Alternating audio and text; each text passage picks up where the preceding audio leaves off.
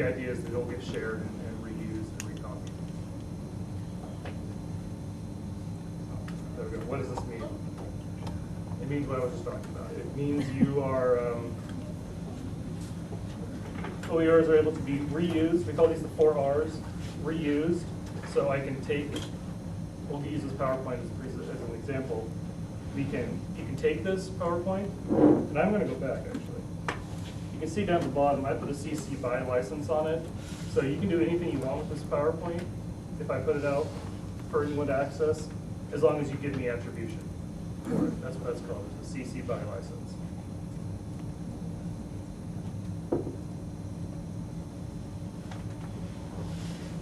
All these images I've gotten from Flickr, from their Creative Commons group of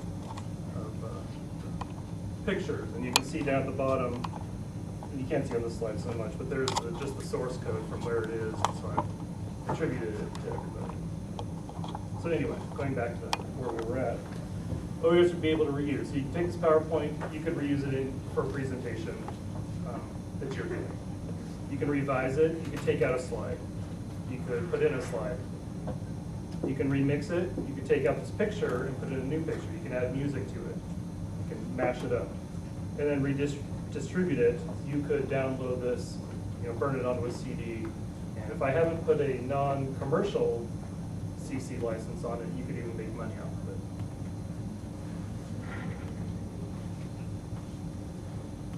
it.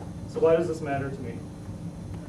As an educator, this is a graph I found on the change in price of new textbooks since 2012. You can see they've risen, I think it's 82%, if I remember the number correctly. And this is the average amount that students spend on textbooks each year. The number is somehow going down, even though the other graph, the money is going up. So clearly, students are not purchasing the textbooks that faculty are assigning. And then this one you can't see quite as well, but the green is new textbooks, and the yellow is used textbooks. The blue is rented textbooks, and the orange is other. So this is how students are accessing textbooks. In 2001 is the one on the left, and then 2013 is the one on the right. And what this tells us is that 65% of students polled say they do not buy a textbook for the class because of costs. And of those, 94% say they have suffered academically because of that choice. Makes sense. Okay. So a big push around this campus is to lower costs for students, lower textbook costs for students. And some of the ways we can do that is by using OERs. OERs are open. They are free to students. I'm going to show, here's just a list of some OER repositories on the web. I also have printed it out on a bookmark form, and I'll hand those out at the end. So we'll go to this. This is OER Commons. This is a good, this is one of my favorite ones to use. It's got a nice browse feature. You can browse by subject areas or grade levels, material types, if you want an assessment or a full course or a simulation, depending on what your need is. You can also do a search up there. You can also create a login, and then you can save all your previously viewed searches, your favorites, so to speak. We'll just click into one randomly. So this is business. There's 1,400 items in this one. You can see over here, no strings attached. If you hover over it, it'll tell you what that means. It means there's no restrictions on your remixing, redistributing, or making derivative works. Give credit to the author. So this is like my PowerPoint. It's the CC BY license. This one is actually copyrighted, but you can use it under fair use and teach act licenses.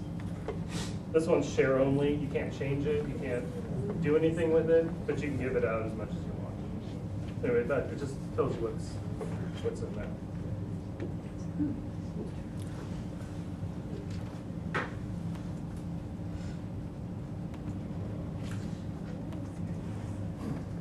Merlot is one of the two big ones. OER Commons and Merlot are kind of the two big ones.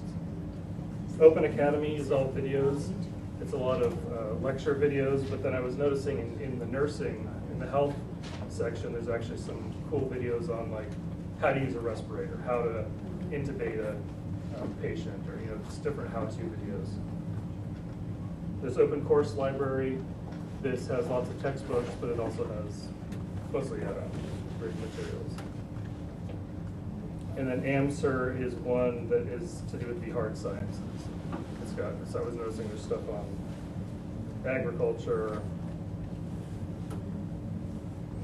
applied math and science education repository. Certain disciplines have a lot more stuff in them than others. You'll kind of see that the sciences are definitely a bit further ahead than the humanities.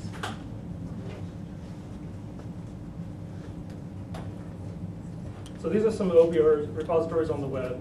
As I said, they're all pretty much free, other than those ones I was showing with the Teach Act and the Fair Use Act. But here at the Forsyth Library, we have some free resources and low-cost resources. So students pay fees to access materials in the library within your Blackboard course shell. Rather than having them purchase a whole textbook, you could get together a bunch of different articles and put the URLs to the articles in your Blackboard shell. Don't download the whole article and put that PDF in your Blackboard shell, but you can put the URL in there. Another option is we subscribe to Films on Demand. And these are full motion length pictures, videos that you can watch. And you can actually embed these directly into your Blackboard shell. That's the one I chose randomly. But you were in a happy mood. I guess so. Wherever it's hovering. Anyways, this is you can see, well, you can't see very well, but down the bottom it says it's a 57-minute film. So you can put that whole video in there if you wanted to. Or over here on the side, these are segments that have been created out of the video. So like here's a 1 minute and 20-second video, but that's all you want the students to use. You can click that and you can just embed that small clip. Scrolling down here, you can see here's the embed code. Click on embed, and it shows up. Just copy and paste that into your LMS. And Jennifer was saying a few days ago that was it Ahmed working on? We did work on their how many different acronyms are there for this, for the integration within Blackboard, but we did discover that their integration for Blackboard is less robust than it using this code directly from the site. Their integration code lacks the transcripts and the clips and all that type of thing. All it does is present, your little frame of the movie, and that's all it does. Ahmed's position is that he doesn't want to utilize applications that don't enhance or build upon what we already have available. So he's not a fan of using their LMI, is that right? LMI for Films on Demand. That doesn't mean that all resources are going to be that way. So within your Blackboard, you can click on the little YouTube button and drop a YouTube video directly into your Blackboard shell. There is one of those for Films on Demand, what she was just saying, but it's not as good as it's not as good as doing this. Just doing this. Going directly to the resource, taking the embed code from there, and putting it into your shell. And if I click, so I just clicked into this one segment, and you can see that there is the embed code for the segment there. So it just changes it. So this would just be the embed code for the segment. If you were to log in, create your own free account with Films on Demand, you could also create your own custom segment, which is right there. And it does give citations. If you're need to do that in MLA, Chicago, and APA. And I like it because it's free. Yes. We laugh in the library because we all know that the university pays hundreds of thousands of dollars for electronic and print library resources. But for students, it's a big win. Yep. And they're paying for it already. And yeah, as Jennifer said too, it has a transcript if your students need to read what's written. Which also follows the closed captioning. Yes. In the transcript will be highlighted where the closed captioning is at in it. There's another video service we subscribe to called Ambrose, which I'm not going to go into, but I like this one a little bit better. It's got a better selection, but the other one offers, it was cool because for history related videos, it would offer like, if it was about the 1800s or 1700s, it would have the Declaration of Independence or maps or something just added in there as extra additions. That one's called Ambrose Yeah. Video and stuff, and that's all their, most of that content is their original production, so we have much more robust rights to the content itself because they've given it to us. So we do have public performance rights with those videos.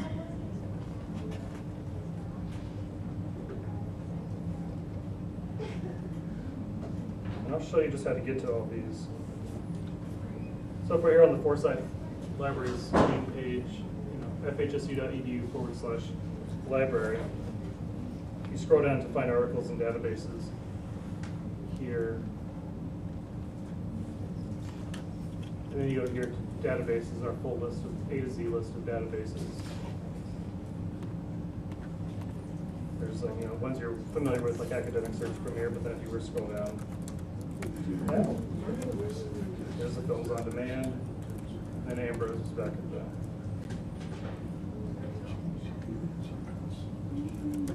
right there.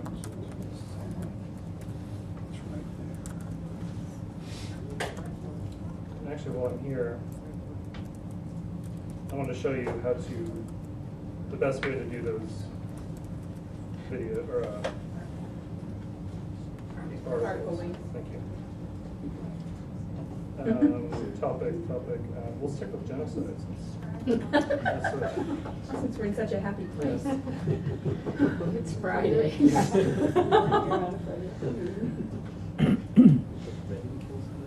So I did a search on genocide. Over here on the side, there's full text that will have the full article in there, not just an abstract. I could also limit it to peer-reviewed journals if that's what I wanted. But I can see here it says PDF full text right there, so this one does have the full PDF. If you were to click into that, over here on the side, there's a little button called Permalink. If you were to click on that, it makes this URL appear, and this is the permanent link to this article. So you don't want to use the one up in the search bar, but you use this permanent link, and that'll take you directly to this article. And then if you were to, you can also, again, most of these, you can create your own little account with a folder that you can keep stuff in for your different classes if you want to keep it separate. You remember the old course reserve systems? This is the library's sneaky way of putting you in charge of your own course reserve. And the nice thing is from our being selfish, it gives us statistics to show usage of those databases for when we want to make it big, buy a second database or a 100th database. We can point to those statistics and say, look, this one's been used X amount of times. Which we have no statistics of necessarily if you download it and put it right into Blackboard, aside from the copyright issues. And the last one I was going to talk about is the ebook library.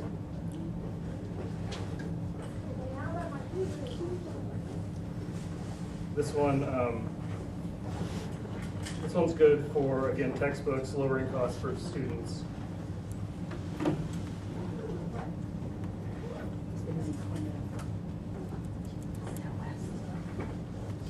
Do a search for your topic, whatever your subject discipline is, whatever your classes you're teaching.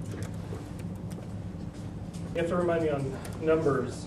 How many are in this? 20,000? No, in EBL? Well, in the open version, the public side. What's visible Yes. is over 110,000 Okay. titles. So you have over 110,000, and there's an additional 500,000? 500,000 that we do not make available to the public or to everybody, but your library liaison for your department will have the login information, or you can come talk to myself and I can look in the back. Like I'm doing that for nursing. Nursing is working on, they want to go all OER with their BSN program.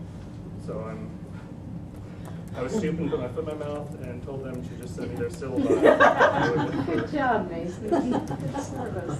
Remember, we can locate, but we can't necessarily recommend, right?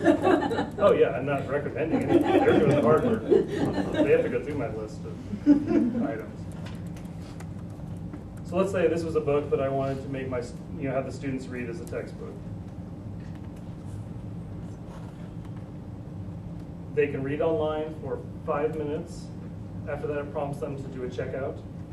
They can check it out for a day, but within that day, they can also download it to their own computer or mobile device for up to 7 days. Unlimited recheckouts, unlimited downloads, so all your students can have it at the same time as much as they want all throughout that year, or not the year, sorry, the term. Here's your download button would be right there. You can do it as an EPUB or a PDF, however you want. And not all of the titles are available as EPUB, but quite a few of them are, but they're all definitely there as PDF. Now, does everybody know what the difference is between EPUB and PDF? EPUB is Kindle, yes, I believe. Or mobile reader? It's a mobile, Oh. Yeah, I think any sort of a, as opposed to just a text document, yeah.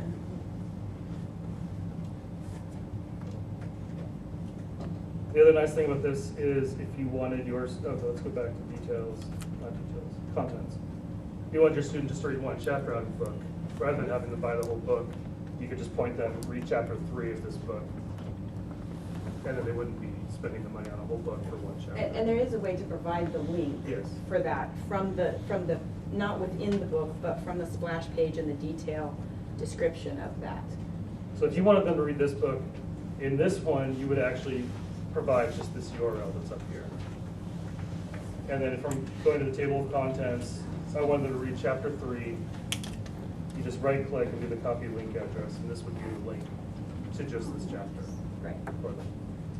And again, if you have any questions, please feel free to come talk to me. I can walk you through this process. It's just that distinction between right here, you're not in the book. You're just looking at the information about it. Whereas if you opened that book and you were in it, that would be unique to you, and that's why you don't want to use those URLs at the top. The other nice thing about EBL is the My Collections tab. You can create different tabs for different classes. So I created one for military leadership because I was working on a project with somebody in the military services. And then I made Who would that be? Somebody needed my help. there's this old saying about librarians. Librarians love to search, everybody else loves to find. So if we can help you with the searching end, let us know. That reminds me, I was actually looking on it was Facebook, and I was part of like some library group, and they had a comic, and it was a person coming over to someone searching on the computer, librarian searching on the computer, and the guy says, "Oh, the patron left, don't worry about it." And she's like, "No, but I gotta find it." That's us. That's us. We're those people. Dog with a bone. Chase Any questions on any of those, on the free resources, Forsyth? There's a lot more we can go through, but I'm just trying to keep it brief. So how can you use OERs in your classroom? Besides just textbooks, you can add images to a presentation or a PowerPoint. You can use a textbook or reading to save students money on textbook costs. Problem sets for homework. Quizzes and lectures to incorporate or modify to meet your needs. And then, or I've heard this about, there's a class here, I think in the psychology department, who had their students create their own OER textbook and then Yep. And then Works well. Gotten great reviews on it too. They're compiling, they're building their own class. Okay. Yeah, that's the point of taking this course. Yep. And then and then amending it in future years.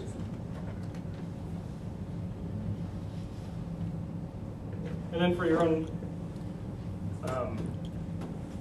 professional career, why do you use OERs? You know, there's already a bunch out there, but consider for yourself adding something to the collection. Work with colleagues on open projects within your discipline. Publish papers with an open education, or sorry, Creative Commons license. Don't give the money back to the publishers. Write an OER textbook that, you know, if you see it in need within a discipline, work on that. And discuss with your students their ownership of the materials that they've created, as well as why they should be sharing within the academy.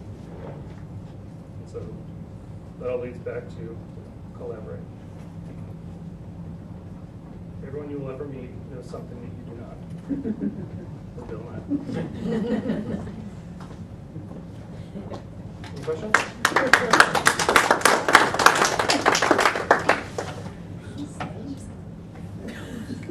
Wow, I covered everything. Answered it all. Wow. Well, I'll just say thank you, Masyn, again for putting this on. But Sherry, I was wondering if you wanted to just real quick tell people what's coming up next. Oh, in sure. this series. If I can remember. I can, I will do that. Next Friday, I think it's Makerspace, Paul Adams, he's gonna be up here. I tried to get him down to Makerspace, but he wants to be up here, which is fine. And then on Halloween, 31st, Patty Nichols, our archivist in Special Collections, she's gonna do a presentation on the Blue Light Lady and other haunted materials we have in the archives. And then November 7, is it Masyn again with copyright? Or is it Cynthia with? No, I'm the next week. Okay. That's Masyn with copyright So I'll be speaking with copyright.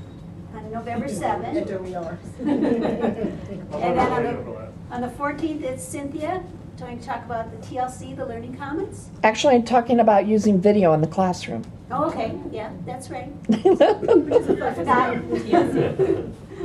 And then the last one, last but not least, will be December 5th, and it will be Jeff Iverson is going to talk about maps, geography maps. So that's what's coming up.